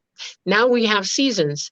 They looked at that and they thought, okay, this is a situation. They really wanted to bring us back to this system. It's in a good place for us. The Earth looked good to them, and they thought, okay, we'll just bring them back and see what we got. We're not the group that came back. 280,000 years ago, another group came back. And we've done this multiple times because there is a cycle on this Earth that is repeated over and over and over again. Every 12,000 years, our sun micronovas. Every 6,000 years, we flop and we go into what they call a water event, where we flop over, the wind starts first, then the water, and it takes everybody out. That's why all the huge trees got destroyed, everything, all of it just whopped out. These are things that are actually true, but you don't know the truth of them because you haven't been told the truth. You haven't been given evidence to prove any of this. They've kept you stupid, ignorant, and usable the whole way through. That's the truth of it. Now, sometimes truth comes out. Some things they let out that are a little anomalies that you can't explain, like why are there footprints in the sediment that correlate with dinosaurs? How did that happen? And what kind of footprints are those? Okay. Got news for you. We were around. Okay. We were still walking. There were some dinosaurs left after the calamity, but there weren't that many of them. They did die off because the climate changed. They couldn't take it. We watched the woolly mammoth die. We watched the saber-tooth die. We watched all kinds of things go extinct. The amount of extinction on this planet is so bad, there's no way we could have evolved new animals over and over and over again over the 280 million years since the Mars incident happened for it to be. And you need to think clearly, critically think about how the hell did that happen? How come all of a sudden, and we're losing animals now? Do you know how many extinctions there have been now? Because we're coming up to the 12,000 year cycle. But on top of that one, we've got this 6,000 year. So we're going to have a micronova and we're going to have a water event within a certain amount of time of one another. We're coming up to it. It's going to happen. And they don't want you to know because ET will not help anybody who is not going to hear the truth or want the truth or act with morality. And the evil on this planet is very well ensconced here, and they mean to do you harm so that they can survive their way. What do you think all those underground bases are for? What do you think all those seed depositories are for? Are you privy to how to get at it when you need to? No, you're not. You're not invited. Are you privy how to get underground when it's time? No, you're not. You're not invited. But we are invited to not be here. And that's obvious. It's obvious. Yeah, this is why shows like yours are so important. The truth is getting out. Yeah. This is really good news if you look at it from a spiritual perspective, because our planet has been living in misery and war and greed and corruption and divisiveness for far too long. It's not sustainable. It's not going to be that way in the future. We are moving towards a golden age at some point. So I am super excited. People are waking up. This is awesome. Yeah, they want us to make it through this. They want us to be prepared, to be ready, okay? Because when this is all over with, they are going, well, not the micronova. They're coming before that. It's the CME that they're having to sit out for, okay? Right. We're ready. Just a message to John. John, we're streaming across 8 different platforms right now, and we're trying to make our way through many different comments and many different questions. We're not ignoring you. We're actually just trying to get to a lot of people right now. Yeah, and I promise, I swear, I go back after every show and I go through all of the chat and all of the comments and I answer. So yeah, Dolly's great about that. We will get to it. Can I just now we talk about them being love and light and everything, and sometimes we hear about different races that can be nasty. Is that true? I mean, we have good and bad here. We have different shapes and sizes, different colors. Why wouldn't it be the same there? Because you've been taught there's a boogeyman and there's no boogeyman surrounding us out there. No, I'm hearing it from people who have had experiences. I'm not saying that's something I was taught. Well, sorry. There are things that are here that are boogeymen, and can make you think they are. Evil takes many forms. The simplest one that I know of is pure and simple demons. There are demons on this planet. There are entities that live on this earth for a time, and they're demons, and they can take any shape or form they want, and they can make you believe anything. And if they see something going on and they can use it, they will. We have right now a series of events happening, and they're taking advantage of it in half. That's one faction of them. Okay. Then there's my labs. They can make you think that you're being attacked by evil ETs or brutal ETs. I mean, they're very good at it. They have mind control like you would believe. They'd spend years learning how to do that on you. There's all kinds of things going on, but above us in this galaxy, nope. They have evolved to the point that no. There are several planets in our galaxy that are cradles of life, and we're one of them, and we're watched over. I want to address this because John has put in a lot of comments, and he is. I mean, he's had a very, he's basically. I'll just put up this one comment, and they've taken his DNA. You hear stories of this all the time. DNA, sperm gets taken for hybridization. What do you say to somebody who's experienced something like this? Is this my lab? Okay. That's traumatic. Who beside us has he told? Who's he worked with at all yet? John, do you want to chime in on that? Who have you told besides here on in chat? So we'll let him chime in. Yeah, and if you want to be more private about it, it's okay. Back channel me to him, and I will put him in touch with Lynn Wallington. I have a deal with her that if we run across this, they go to her first because she has the ability, she has the resources, and she has the knowledge to help him with that. Well, Preston's I told close family and friends. Okay, so Preston's website is right up here. You can see it scrolling across the bottom right now, and he can connect you and Dolly or Lynn. Either one is fine. Yeah. Okay. I would also point people to my YouTube channel. I'm putting out my research there. Just the facts, all the different experiences people have. You can learn about what's going on here. A lot of people are having these experiences, and my heart goes out to those who are experiencing trauma and negative experiences. It is a wide universe. It is entirely possible there are ETs out there who do not have our best interests in mind. However, I'm going to make this point because it's important people understand. If ETs were here to take over and hurt us, they've been around for millennia. That hasn't happened. That is not their agenda. ETs who have the ability to travel between star systems are not going to come to little old Earth when there are many other planets. Here's an example. I interviewed a lady who was taken on board, had a horrible childhood with this, just hated it. They were kidnapping me against my will. And finally, she got over her fear, had fully conscious contact, and talked to a gray. He said, my name is Sen. She said, why have you been doing this to me? And they said, well, you agreed to be part of this project. You agreed to share your DNA with us. We have been having trouble reproducing. She said, are you planning on taking over our planet? He said, no. Your planet is far too crowded, polluted. There are many, many other planets out there. And she had this very long conversation. She felt much better. Right. San apologized. We never meant to cause you trauma. That was not our agenda. And I think this is part of the thing that John's trying to say. I think, he's like, this wasn't a nightmare. This wasn't like, this was real. This really happened. I think I'm getting the sense that somebody is, like, obviously goes, I'm like, here, I'll put some comments up. Yeah, I'm a highly educated guy. Sorry, Michelle. No, I'm putting it up for you. Sorry. Thank you. In my daily life, I'm highly logical and pragmatic. You're not the only one.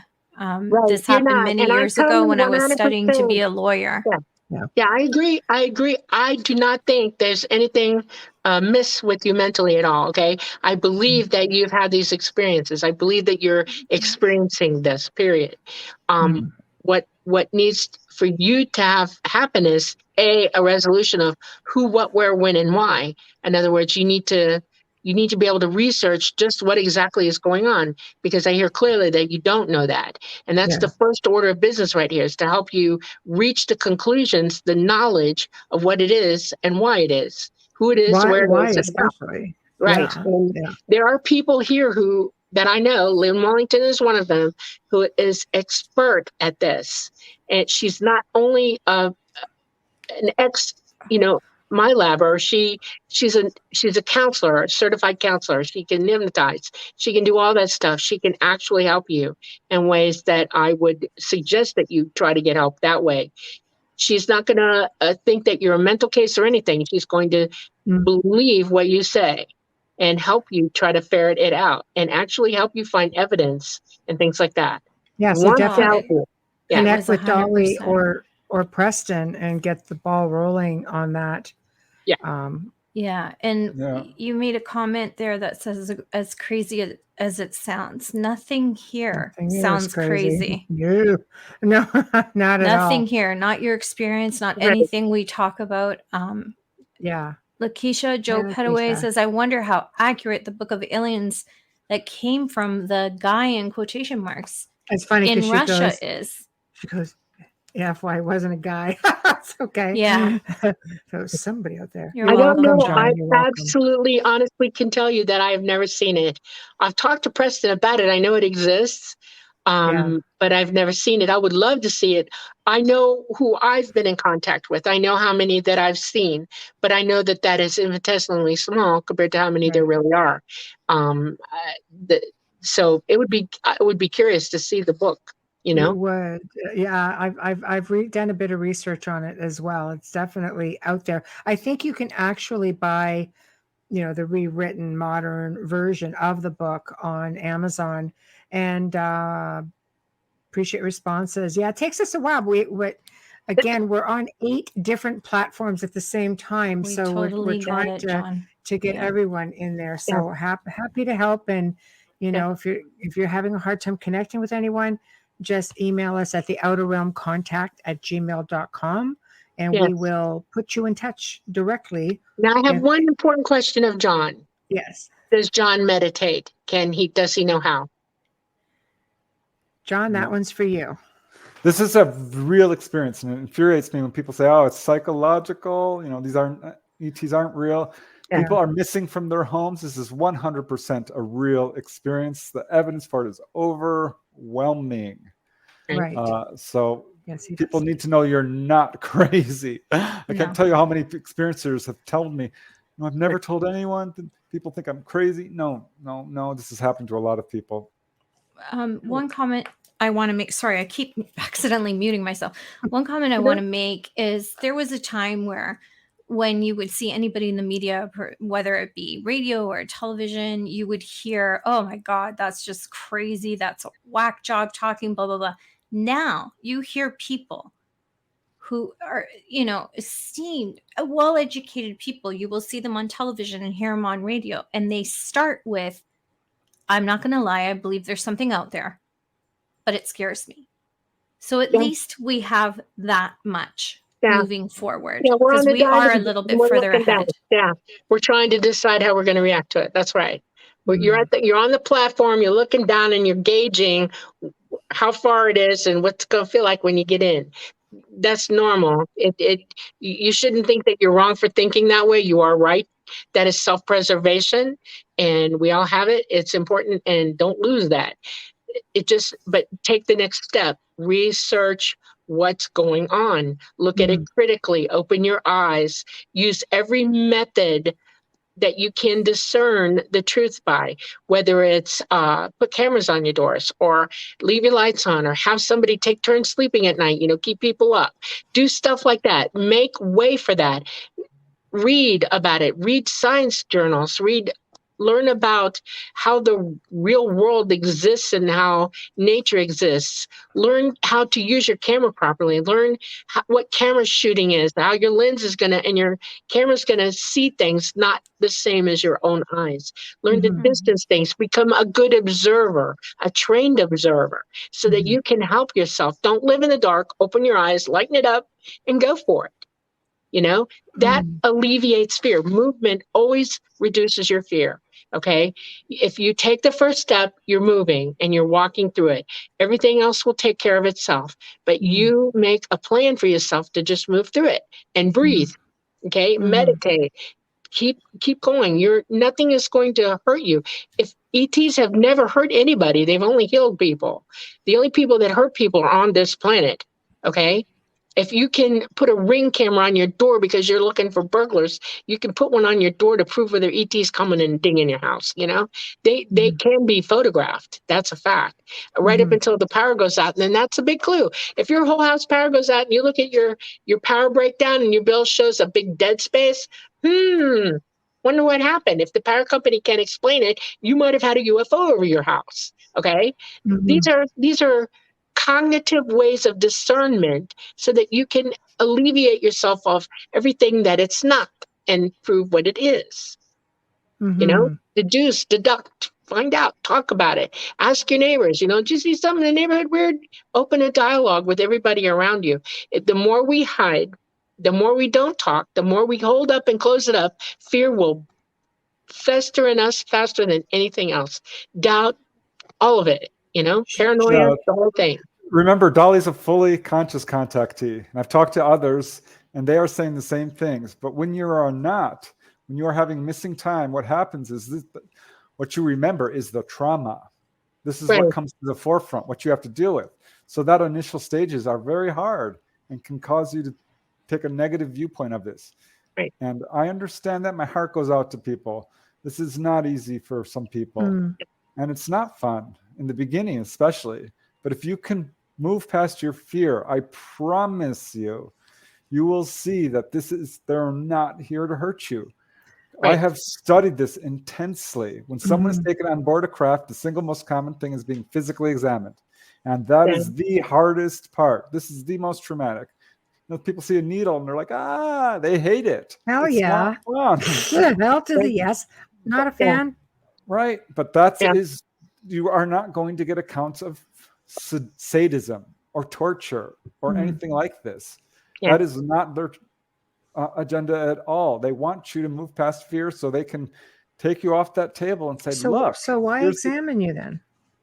Okay, there's a reason for that. It's an absolute reason. Okay. I'm not ministry. I was going to say, that's not me. Thank you. Adam's Family's Michelle. Thank you. Yes, it's my children who all freaking know I have a radio show Wednesdays and Thursday nights. Okay, I love it. We're under heavy, tons of heavy gamma radiation, okay? Our own U.S. government needed to prove it to themselves, and they did it with a couple astronauts, okay? They know that we're taking heavy gamma, and they proved why it's dangerous. We have 2 astronauts, they're identical twin brothers. One went up and stayed up for over a year, came down. Their DNA did no longer match. It was the brother who was in space. It degraded it. We know that gamma radiation derases our DNA. Why do you think there's so much more cancer? Why do you think there's so much more autism, breathing problems, autoimmune disorders? You name it. The list is endless. Why do you think that's happening to us? It's because of gamma radiation, and the governments know it. They don't tell the truth. ET has been helping us by holding us up genetically. They're checking your DNA to make sure they don't need to do an adjustment to you to keep you going, period. That's why you're examined. That's why you're watched. That's why whole families are watched, because some are more prone to things than others. Okay, that's one of the pratfalls of this. Okay, they are taking care of us, not the other way around. They are not harming us. They're not doing you disservices. They're helping us breed. And I want to tell you something else. We are becoming sterile as a race. It's not a joke. And they've been bolstering us up that way.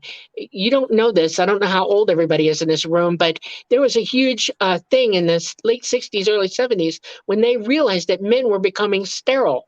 And they couldn't understand why, that their sperm counts were dropping to nothing.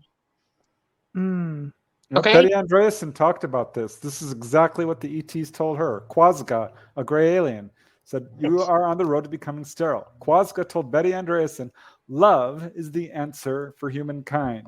That's a direct quote from a gray. Does that sound bad? No. No. I'll tell you something else. Okay, go ahead.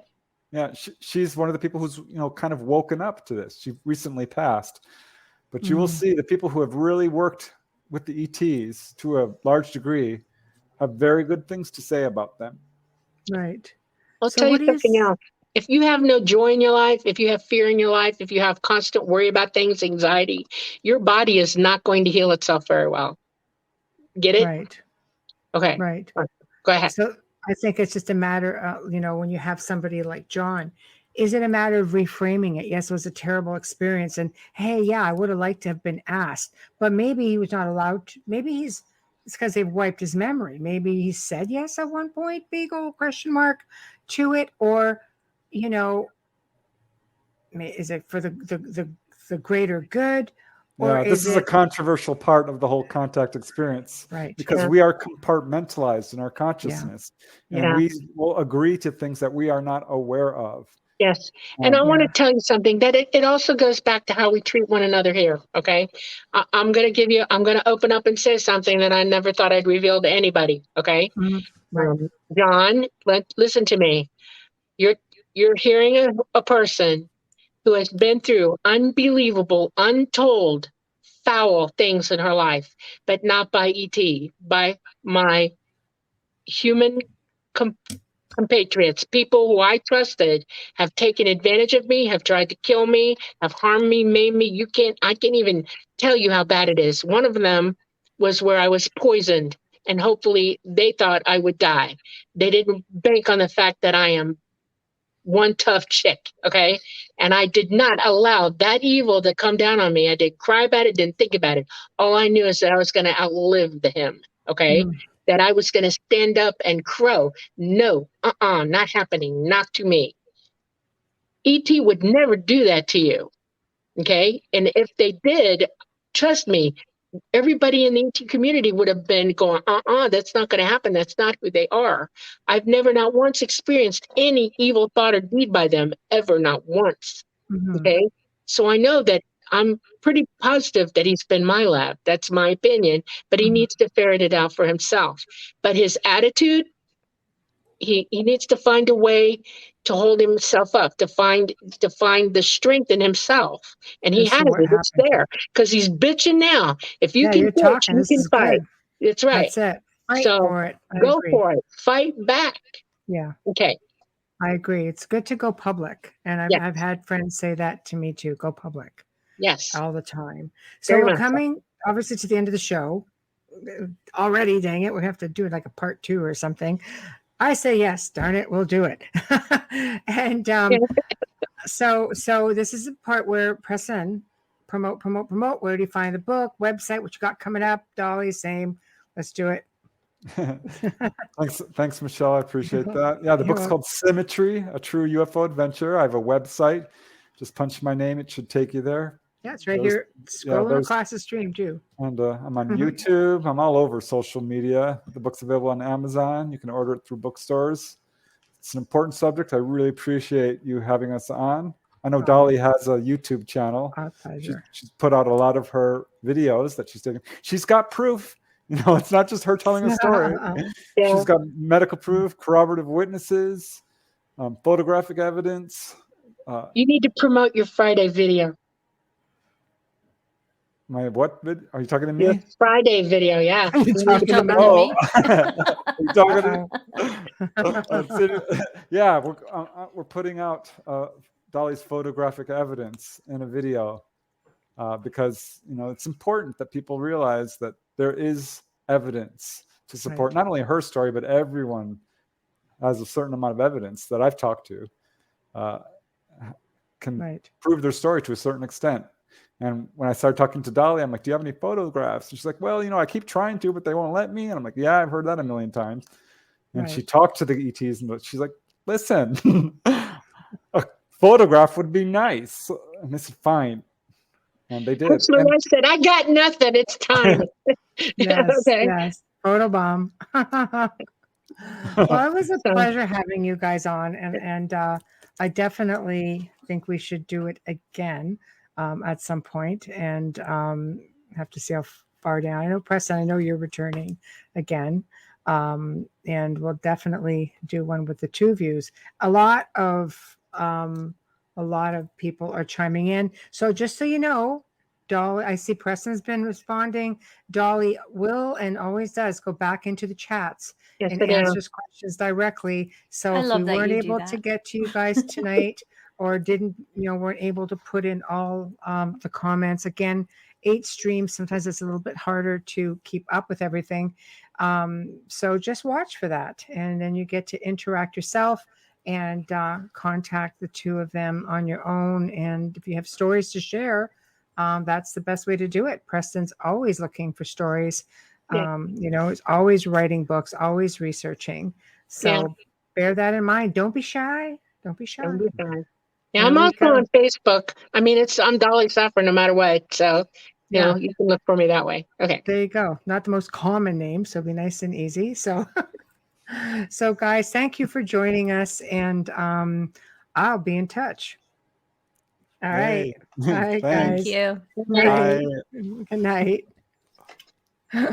So that was just awesome. Wow, it's hard to believe the time went by so quickly, but thank you to everybody who tuned in. Thank you to everybody in chat. So sorry we could not get to everyone. I'm sorry. We do try, but we also like to make sure that the guests get everything out there that they want to guess. At this point that they want to talk about, and it looks like we'll have to do it again. But a big thank you to Preston, Dennett, and Dolly Safran for tuning in. Big thank you to Folgers Coffee for standing by us and continuing their support of sponsorship. Also, big thank you to Justin Snicker, Dr. Snick, for his sponsorship. If you enjoy whichever platform you are listening to the show on, please subscribe or give it a like. We really do need and appreciate your support. Keep an eye open now for the podcast awards. You're going to start seeing a lot of things coming up, and go in and vote. Go in and vote. We did really good last year, and everyone on the network did actually. So please go in and have a look-see, and keep your eye open for all the little videos that we're going to put up.